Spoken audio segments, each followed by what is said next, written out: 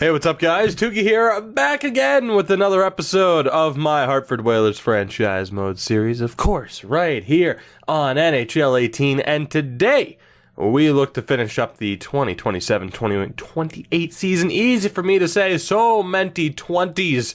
We're going to have to get used to that before you know it. Not looking forward to it at all. Anyway, as far as what we're going to do with this team, because we left the last episode with a couple of questions and a chair that still frickin' squeaks, but you know what? It's a part of the charm now, I suppose. Anyway, we left the last episode with a couple of questions. What do we do about Nolan Patrick? What is his future with the team? The bottom six hasn't really been producing. What do we look to do with that? Now, despite these problems, we are, of course, winning so far this season.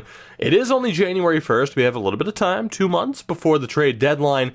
So I think the best thing might be just to wait and see how this plays out. I got to admit, my biggest concern, or I am more concerned, I should say, and that's where the tongue twister came in. I'm more concerned about Lydecker than I am about Nolan Patrick. Despite Nolan Patrick's, overall plummeting, he's still putting up points. His contract is, of course, a little bit rough, so his time here is going to be coming to an end at some point. I'm more concerned about Lydecker, and what was pointed out in the comment section is his lack of shots compared to Nathan MacKinnon. Despite Lydecker having the better offensive attributes, MacKinnon has proven himself to be the main man on that line. You look at the second line, Alvin Lowry, point-a-game player. He is proving to be the main man on that line. And it's made me wonder, and this would be a risky move to say the least, but it's made me ponder whether or not it would be worth dropping Lydecker to the third line. He would still, of course, be on the power play, but that way he could be the main man of a line instead of playing second fiddle to MacKinnon. And, of course, Lowry and Patrick have worked very well together, so I don't want to break up that second line at the moment, even if I'm a little bit disappointed by Spike Rowe's point production. It's something I'm going to be willing to entertain if the bottom six continues to struggle and if Lydecker can't get his goal-scoring numbers up. And again, 29 points, that's fine for 36 games. It's not the point total I'm upset with, although it is a little bit low. Of course, for me, when I have top-line players that are that gifted offensively, I would like them to be near a point-a-game mark. I don't think that's exactly unfair to ask players to perform at that level, especially when you look at the, point scorers right now, the top point scorers in the league. Bradley Pittis, of course, at 42 points, but you see how many of these players are at least point a game. Should someone like Lydecker be up there? You'd like to think so. You'd like to think he could at least be on the same pace as 36-year-old Artemi Panarin, 34-year-old Johnny Gaudreau. You'd like to hope. Rickard Rakell, 85 overall, 34 years old, has better point production so far this year than Lydecker. That is something I'm concerned about. But for the moment, we are still winning games, so we're going to stay the course for now. There will more than likely be changes in this episode, though. I'll just go ahead and throw that out there. So let's go ahead and sim a week ahead. We have 4 games this week, a busy schedule coming up, and Eric Tuzolino injures his knee. He'll be out for a couple of days. Not a completely devastating injury, but still not great. I'm going to do the same thing I did when McAvoy was hurt in the last episode. I'm just going to put Bodine on the top line so that I don't have to sit here and edit the lines again and again and again. As far as the scouting goes, that is a very good question of where we go next. And to be honest, I think it was going to be the Q that we went to next. If I'm not mistaken, I was going to go to the Q. So let's just go ahead with that plan. I'm thinking maybe 5 weeks for the forwards, 4 weeks for the defensemen, and then we'll move on from there. So we start off this episode with a 3-1 win against the Sens, and already Tuzolino is back. We'll also keep an eye out on player progression. Of course, that's been we'll go with the theme throughout franchise modes is when you stop and then load back into the mode. Usually within a couple of days, someone just jumps up at least 5 overall points. That would be tremendous if that would happen right about now. As we go 2-2 through those 4 games. So not ideal, but we're still not at the point where we're going to make any changes just yet. And we are getting there, though, if we continue to play 500 hockey. I'm not sure why Tuzolino wasn't happy about his ice time. That doesn't make any sense. He's on the top pairing. We didn't forget to put him back in the lineup, so I'm not really sure what he's complaining about, but we'll keep an eye out on that situation as well. 4 more games this week. Dallas, Vegas, LA, and Calgary. We split the first 2 games. Will we split the second 2? No, we will not. 3-game winning streak. So let's go ahead and sim to February 1st. We have 1 more game before what would have been the All-Star break, of course, and we win that as well. So we have won 5 out of our last 6 games to end the month. 31-13-4 on the season, despite some of these weaknesses. I can't say I'm disappointed. We're 5 points clear of Winnipeg with the game at hand, as Kelly Appleby is now, or Ken as I call him, or have called him, Kelly Appleby leading this team in points. Kind of surprising, but a nice touch. So Lucas Leidiker was on 9 goals. He is now on 11, but my God, he has he's jumped up in shots a little bit, as has McKinnon. So I'm all right with that. McKinnon's still very clearly the main man on that line, though. Owen Kreider just shy of 30 points. Alvin Lowry still doing well. Spike Rowe, it's a little bit disappointing. Nolan Patrick hasn't bounced back whatsoever, but he hasn't lost any morale as of late. Altshuler's up to an 80, and there you go. Ron Skinner is an 82, and that is why I didn't want to trade Nolan Patrick. Ron Skinner is officially a second-line player. So if Nolan Patrick ends up being moved, more than likely the move, in my opinion, is to go with a Altshuler, Lowry, and Skinner second line. We'll probably find, we could even just roll with McAllister, Prestberg, Rowe third line, and the fourth line maybe look to bring in another Austin Watson type. We are kind of missing those overly physical defensive shutdown guys for the fourth line that we've found success with in the past. But we needed to see what Cristiano Wagner would eventually become. If I had to guess, low elite potential, a third line guy similar to McAllister might be his future. And for Bob Menard, I'm kind of hoping he'll be the same thing, but he's already 23 years old, so time is kind of running out there. And actually, Ulf Prestberg, we put him on the fourth line to start this episode, and the fourth line, at least he is putting up points. So for the moment, we will set things up as we had previously had it. We have options, which is good. Appleby, of course, is killing it. I'm not sure why Tuzolino complained about ice time. Sizik is an 88. Alrighty then. Well, I'm glad we caught that. We definitely picked the right time to look. If I could stop hitting the wrong buttons. Alright, so again, I'm not sure why Tuzolino complained, but let's check what's happening here. So Tuzolino is on the top power play units. Sizik was still complaining about ice time despite that. Let me check the penalty kill. Let me check the kill, and we are going to instead, I'm thinking we swap out Kristek. He is the lefty on this line. So let's take out Kristek, and we'll bring in Sizik, and I think we'll probably just put McAvoy there as well. Of course, I wanted that third pairing to be on the PK unit. We're actually going to go Sizik and Tuzolino. Maybe that'll help. I wanted that third pairing to be the main unit there on the PK. Let's see. I think, you know what? I got to bump up Sizik. I don't know. We'll see if he complains again. But that is certainly a big change for us. Altshuler, Skinner, and Sizik all improving throughout the past month. Petrolainen still killing it. Dustin Bartley still doing incredibly well as the backup. Still very happy with my choice from that standpoint. So we'll move forward again here. there are a couple of concerns still, but we'll have time to address those concerns as we move forward. We start off with a 4-1 win and then a 5-4 win over both Washington and Chicago, a 3-2 win over the Habs. And this team is continuing to roll. It's a little bit surprising. Despite these weaknesses, we are just killing it right now. It's the only way to put it. I can't even sit here and just be like, win, we're going to lose against Arizona, probably.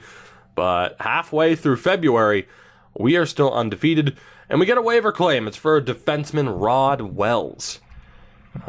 Medium top 6, I'd guess. He is medium top 6, 26 years old. We got no need for him. No need whatsoever. Let's not have him take up a roster spot, as there you go, we lost to Arizona. It was too good to be true. I was talking about this team in way too positive of a manner. 38-14-4. Let's double check what's gone on with the team since then. We are 9 points clear of the Nashville Predators. Kelly Appleby still leading this team in points, which is concerning, I have to admit, when we have Lydecker and McKinnon. Let's take a look here. Lydecker up to 13 goals, 108 shots, shooting 12%. Nathan McKinnon with 21 goals. I'm still thinking it might be best to split up Lydecker and Nathan McKinnon. Owen Kreider's still doing all right, but I mean, that top line, like the plus minus is great. That would be a reason to not split them up. But I'm thinking that we're not getting the most out of Lydecker right now. Alvin Lowry's still doing well, 46 points. He's on pace for a new career high. Spike Rowe, it's still not great. And Nolan Patrick isn't quite killing it. Now, if anything, his morale is dropping because he's not performing that well. I think we finally have to let go of Nolan Patrick here soon. I think that will be the best way to go about things. And let's see here. Yeah, I'm thinking Bob Menard goes. The tough thing is we're winning games. But you can see the problems that this team has. And despite the fact that we're doing so well, these problems, as Sizik complained again midway through the month, that is not good. Not good at all. We need to, unfortunately, swap him and Appleby. And hopefully that doesn't slow down Appleby's production by that much. But we'll see if that can make a difference. I think Nolan Patrick has to go. Especially now, while he still has some good value. That contract, of course, is a little bit ridiculous. Not that we're hurting for cap space. But I think the plan will be for the next 2 weeks, we're going to test out this potential line combination. And as I mentioned, it's what you would expect. You know what? I might go with this. See, here's the really tough thing. I kind of want McKinnon, Lowry, and Lydecker to have their own lines. I feel like that would be a better way to go. I'm a little bit concerned about dropping one of the first line forwards, though, down to the third line, understandably. If this was an FHM, for example, as Lowry complained back in December about his ice time, but if this was an FHM and I could control how much ice time these players were getting, it wouldn't be as big of a concern. What do we want to do? Again, we're winning games. That's why this decision is so tough, but I can't help but feel like if we don't address these now, we're going to run into trouble in the playoffs. So, I'm going to go with my gut here. This might be the wrong move. I can flat out admit that. Nathan McKinnon is on the last year of his deal as well. Yikes. 49 points in 56 games. I mean, I don't even know if I'm considering shopping McKinnon at this point. Let's just say, for example, these aren't the lines that I'm committing to at the moment. But let's just say, for example, we ran with... What would we want to do here? McAllister, Lowry, Skinner, Lydecker, Prestberg, Rowe. I mean, obviously that doesn't look great, right? I can admit that. But I still just don't feel like we're going to get the most out of Lydecker. And with Lowry doing as well as he has this season, I don't know if it makes too much sense to pair him with McKinnon either. But I think these line combos right here are probably the best way to go. Whether or not we trust Prestberg and McAllister to get it done on the third line, we'll have to find out. But there's no point in really bringing in someone for the top six role when the only guy that we're not committing to for the future here in that top six right now is Nathan MacKinnon, and that's just because he's 32 years old. So at some point, MacKinnon, Patrick, and Menard are probably the next three to go, unless that current third line, as I have it set up now, proves that they can't quite get it done. Also, Preston Saugus, kind of disappointing. He's dropped down to a -5. I can't drop him down to the minors, can I? Wow, why'd that reset? That doesn't make any sense. He's actually not waiver eligible. It could really disrupt his morale to send him down right now, but it might be for the best. Johan Telkvist still isn't there as of yet. Alexiev's actually a depth forward, which is kind of shocking. We still have changes we got to make with this team. So let's go ahead and see if we can find a deal for Nolan Patrick. The future of Nathan MacKinnon for this team, I'm not entirely sure of, because getting rid of him when we are in first place, even if we're bringing in somebody who is, putting up more points, that is a very risky move beyond just trading Nolan Patrick. Like Franklin Avery here, for example, while he's putting up points, you look at those attributes, aside from the shot and the offensive awareness, I'm not too impressed. We do have Vladimir Tarasenko, which, talk about someone taken away or not. I mean, I do wonder if we were to pair Tarasenko with MacKinnon, how well would Tarasenko do next to MacKinnon? Is it just the MacKinnon-Lydecker problem? Are they not gelling all that well together? I mean, the only really safe bet would be Kaliko, which, I mean, we've seen what Kaliko is capable of. Phil Quick is still putting up points, which is incredibly maddening. And then Tristan Trevicka as well. I think the safe bet is to, more than likely, keep Nathan MacKinnon. I know what that means. I know what his value is. I could look to re-sign him now and then potentially trade him at the draft. That is an option. For now, let's focus on Nolan Patrick, finally moving him off of this team before that value drops anymore. We'll double check back when it comes to Nathan MacKinnon in a minute. Bob Menard, we have to make a choice with him. It's either he stays and someone like Prestberg goes, or not. And that's the thing. He's a former first-round pick of ours. Then again, I don't necessarily have to trade him, though. I could just move Nolan Patrick and get back a pick and a fourth liner. Like a solid, defensively based fourth liner. Because I don't exactly want to give up on Menard just yet. So let's take a look. Let's look at defensive forwards. And there's not going to be anyone there on Anaheim. I'm going to go down to the bottom of the list first with Winnipeg. Kyle Connor, 4.5 star, 4.5 star. Won't work for this team. Jason Dickinson, 5-star physical, 4-star defensive. Not quite what we're looking for. 2 5-star, 5-star players, but I imagine, or 4.5 5-star players. Both are a bit too good.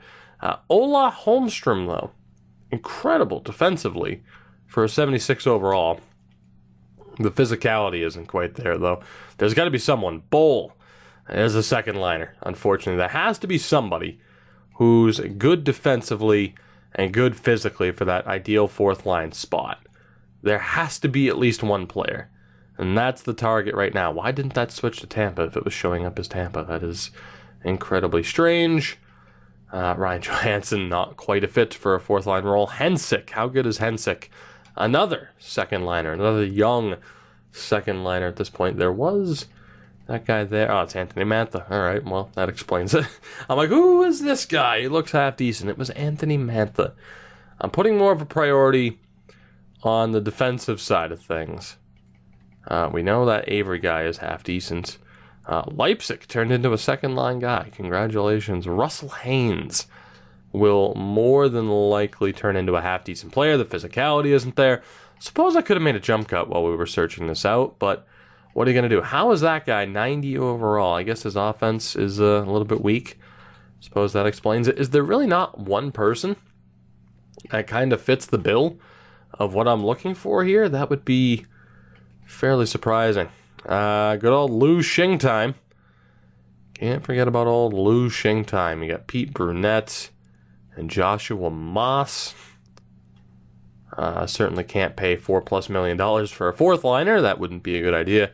There's got to be somebody that we can pick up here. Maybe I'll stop looking for 5-star defensemen like German Rupsov, second liner. Damn it, Orlando Lowe.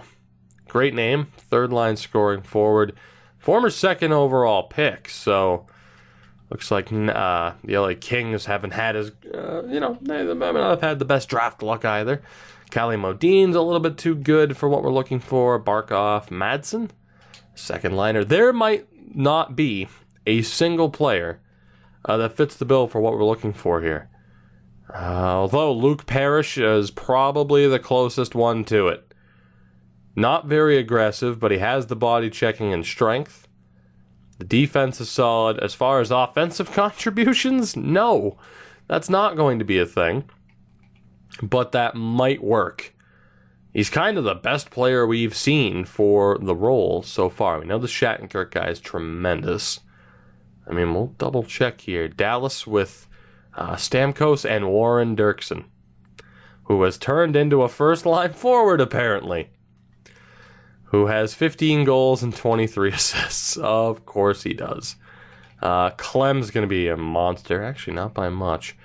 Kevin Stenlund, though. 4.5-star defense, 4-star physical. Decent offensively, doesn't have much of a shot. Probably rather get the guy from Edmonton, Kaliko Jost, Rantanen. We know are all solid players. Forsberg. Boganecki's a fourth liner. Not very physical, though. Oh, come on. Tikhonov, third line, checking forward works. We could play him on the fourth line and have it be all right. 80 overall. Not much in terms of aggressiveness. Decent skater. Decent defensively. I think Tikhonov's the guy. More so than the player on Edmonton. Christian Fischer. Also a third line guy at this point. Don't really feel like paying him $4 million. I think we found a winner on the Carolina Hurricanes. Either that or it's Freddie Gauthier. I mean, when you think of a guy named Frederick on Toronto, you typically think of Freddie Anderson now. This guy on Carolina, Sergei Tikhonov, might be the right player to pick up for the fourth line. Doesn't have much of a shot. Doesn't really have solid puck handling skills. But 87 offensive awareness means he might be somewhat capable. And, of course, are we maximizing what we're getting back for Nolan Patrick? Potentially not. Let's see if they have any prospects that are in junior. You have Dylan Bois. Damn. Yeah, Carolina's not exactly a perfect fit. So I'd be looking for draft picks more than likely, which the Hurricanes don't even want to move their first round pick. This is unfortunate. This really is. The only way it would make sense to trade Nolan Patrick then would probably be to package him with Nathan McKinnon and to go out and get like the most offensively dominant player in the league. But there wasn't anybody at the top of that list for goal scorers where it really makes sense. if you know what I mean, as far as the player stats go that we looked at before, we might just be stuck with the team that we have. Because I don't know if trading Nolan Patrick for a guy who's a third liner that we're going to be using on the fourth line and picks, I don't know if that's the best idea. We don't want to trade for Tarasenko. I mean, the point of trading Patrick is to make room in the top six. Bradley Pittis isn't a sure thing. Kaliko's not that great of a center, which is a problem. I mean, I suppose the top line could be Lydecker, Lowry, and Kaliko. Like, that could be a thing, technically. But even then, it's probably our best bet. Phil Quick can kick rocks. We know that's a boosted up stat total. Joe Veleno is doing all right. I mean, he is definitely more of a legitimate playmaker, which could come in handy. Maybe he would allow Lydecker to actually, dominate like we'd prefer him to. Mikko Rantanen as well. He and Kaliko are turning out to be a hell of a pairing. This is not an easy decision. Tristan Trevicka as well. 99 hand-eye as a two-way, and is also a very solid center, even though he's listed as a left wing. 81 faceoffs. Shooting 13%. So, maybe trading, let's see. So we have Kaliko on Colorado, Veleno on New Jersey, Trevicka on the New York Rangers. Let's take a look at the trade values here.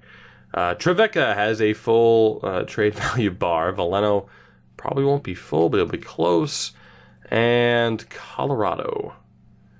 Kaliko and Rantanen, both full bar. Rantanen's 31, though. Kaliko is only 23. So unless I wanted to run Lowry or what's-his-face there at center, the guy who we're running, Owen Kreider, unless we wanted to run him as our top center, the better option would be to get Trevicka from the Rangers, and it would take both Nathan MacKinnon and Nolan Patrick to pull that off. Trevicka has 3 years on his deal. I'm a little bit surprised that he has the point total that he does. So I'm trying to fight off. Feels like the hiccups there. It wasn't quite the hiccups, though. It wasn't quite burping either. I don't know. It was weird. You know what? I think we're a little bit stuck here. Did I actually hit advanced day? I did. How the hell does that work, even though it was on edit lines? I think, as far as what we're going to do here, let's just have a little test run with the team we have at the moment. Let's just have a nice little test run here. We'll run Bob Menard at center. Nolan will continue to get pissed off by this fact, I am sure. But I want to see how these players do, and I want to see how the top line does without MacKinnon and Lydecker together. Because even then, it's not like the point totals are ridiculous. So we're going to go Altshuler, MacKinnon, Kreider, Lydecker, Lowry, and Skinner. But even then, Lowry's good enough to be kind of the main guy on his own. He has more goals than Lydecker. So we don't exactly want to take away from Lowry's ability either. I'm just going to test this out. Altshuler, MacKinnon, Kreider, McAllister, Lowry, Skinner, Lydecker, Pressburg, and Rowe. Let's try this out. Although, I think I have a different idea that won't exactly piss off Nolan Patrick, but Nolan Patrick isn't a part of the future anyway, so who cares? I'm going to give this team a shot. Why not? We have a couple of games before the deadline. Let's test some things out. Let's see if we can find success still. If you can't tell, this is just very, very telling that I'm a little bit indecisive. We beat the Edmonton Oilers 4-3 in a shootout. So a strong start to the experimental lineups there. We lost to the Rangers 4-2. So we've lost 2 out of 3 games. We beat Detroit. We beat Vancouver. All right, so we went 3-4 or 3-1 in those 4 games. 4 more or 3 more. 1 more a week. Let's sim this game against Boston, Minnesota, and Anaheim. It's a 5-1 win against the Bruins. A 3-2 win against the Wild. You certainly didn't expect this to go as well as it is, did you? I didn't either, so don't worry. We are not making it to the end of the season here, are we? More than likely not. Let's see if we beat Anaheim. We lost 4-3 to the Ducks, but we only lost 3 games throughout the course of throughout the month of February. 43-16-4, just shy of the deadline. Still in first place by a solid 10 points with 19 games to go in the season. Kelly Appleby still leading this team in points, which again isn't all that exciting. Altshuler, though, stepping up. 15 goals, 9 assists, a plus 13. McKinnon now 24 goals, 31 assists. Owen Kreider 9 goals, 31 assists. McAllister up to 20 points. Lowry still doing well, 19 goals and 32 helpers. Ron Skinner still at 16 points. Lydecker 16 goals, 34 assists. Pressburg's doing all right. Spike Rowe, the numbers are getting up there a little bit. And then we have Nolan Patrick, who is furious about his current ice time. We have some decisions to make now, don't we? The good thing is Isaac hasn't complained about his ice time since we put him on the top power play unit. So defensively, I'd say we're good. Goaltending, we are absolutely good. I mean, again, Petrolainen's having another Vezina caliber season. We just have to decide what we want to do with this team. The thought of trading Nathan MacKinnon, I don't necessarily disagree with that. He's up to 55 points. He's going to have a lower point total this season than he did last year, which is absolutely concerning with a player for his age and knowing that his trade value could drop. So we have that tough decision to make of knowing that we are doing very well. And actually, let's take a look. League-wide, are we in pole position here for the President's Trophy? And we are. We are in first place in the league, 2 points ahead of the Detroit Red Wings. Then you have Anaheim, Nashville, and New York a little bit off the pace. As far as goal scoring goes, we are a mid-table team at 2.86 goals for per game. The reason why we are having success is we have the best or the lowest goals against per game number. Our defense and goaltending is getting the job done. Our power play is also a top 5 power play in the league. Our penalty kill at 83% is top 10. So goal scoring, surprise, surprise, has been a problem. And, I mean, as if we didn't know that. I mean, you look at the goal scoring here. The fact that we only have, 3 players really on pace? I mean, Altshuler, 15 goals through 63 games. He might hit 20. We're a team that's competing for the President's Trophy, and only 4 of our forwards are on pace for 20 goals. And at this rate, will Nathan MacKinnon hit 30? I mean, imagine winning the President's Trophy and only having 130 goal scorer. And MacKinnon right now, is he going to hit 70 points? Probably not. But we're winning. And that is the problem. We have to figure out what we want to do. And it's a big decision. Like, it is a very big decision as far as what we do. It is going to affect the team moving forward and just in general. Louis Colicco is now tied for the league lead in points alongside Avery in Ottawa and his teammate and line mate, you would assume, Mikko Rantanen. Tyson Jost is also up there. So the top line for the Avalanche have 3 of the top 4 goal scorers in the league right now. Bradley Pittis is still there. Tristan Trevicka from the Rangers. Of course, Phil Quick is still there. But, I mean, the fact that we have to scroll this far down, there's an 84 overall player in Lukas Vedamo that has a higher point total than Nathan MacKinnon. I mean, Kelly Appleby at 56 points is up there. As you guys will at least be able to take a look at this as far as the point totals go, Tyson Jost is actually leading the league. In fairness, the goal-scoring leader right now only has 31 goals. That is quite surprising. And maybe that changes the way we have to look at what's happening for us this season. So as far as how we progress, we need to think about how, what moves we make and how they will affect the future of this team if this season doesn't go our way. But we also have to think about certain line combos. Again, we ran Lydecker and McKinnon side by side for most of the season. McKinnon's 7 goals back of the goal-scoring race. That's not terrible. Lydecker, though, with his wrist shot and 99 offensive awareness, how is he not performing at a higher level? Is it the player type? Is it just who he's been on a line with? We have some decisions to make. You guys have seen the point totals at this point. Probably could have phrased that a little bit better, but you get what I'm saying. You thought I was going to say point again, didn't you? It's another crossroads. It's another fork in the road where we have to decide what direction we want to go. Again, defense and goaltending, I'm going to say we're good just because, Saugus is still a young player. Christek is still good. The top 3, really the top 4 on defense for this team can carry us to victory. Not to mention Wellwood, Telkvist, Flood, and Alexiev being down with the Connecticut Whale. There's no reason to trade for anybody. The new replacements and the further competition are already there.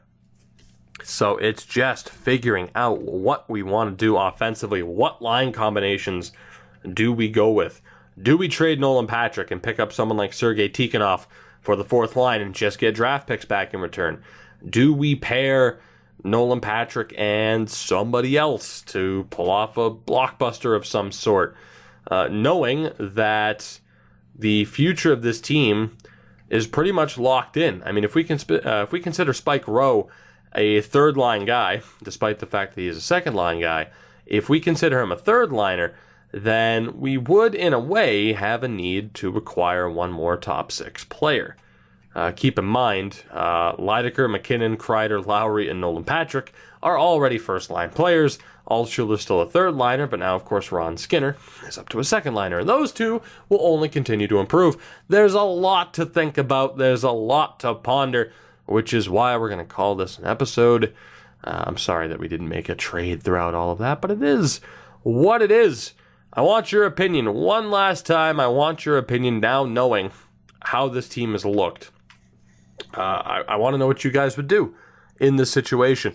I started this episode thinking we're going to sim all the way to the end of the season. We're going to find out who we play in the first round. We'll probably trade Nolan Patrick along the way.